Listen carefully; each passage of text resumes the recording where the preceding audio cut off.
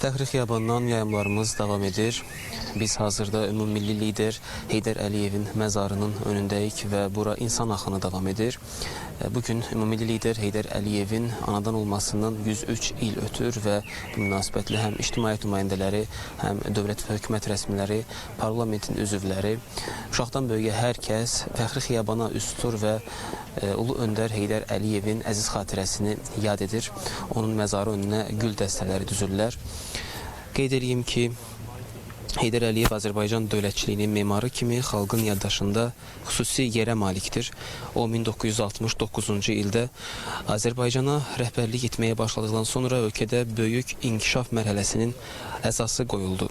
Sənaye, kənd təsərrüfatı, elm və təhsil sahələrində mühüm nailiyyətlər əldə edildi.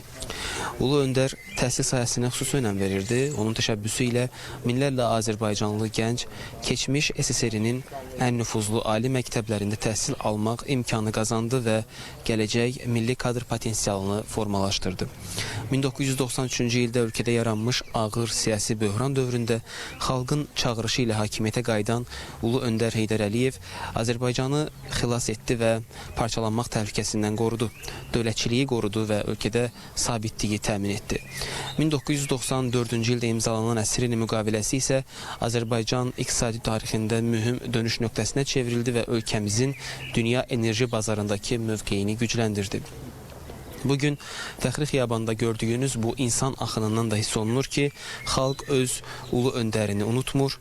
İnsanlar buraya gələrək ümummilli liderə sonsuz sevgi və ehtiramını bildirirlər və biz də bunun şahidi oluruq. Təbii ki, buradan Fəxri Xiyabandan yayımlarımız davam edəcək. O vaxta kimi ki, bura axında davam edir. Belə, bizim hələlik bu saat çatdıracaqlarımız bunlardan ibarətdir. Görüşənədək.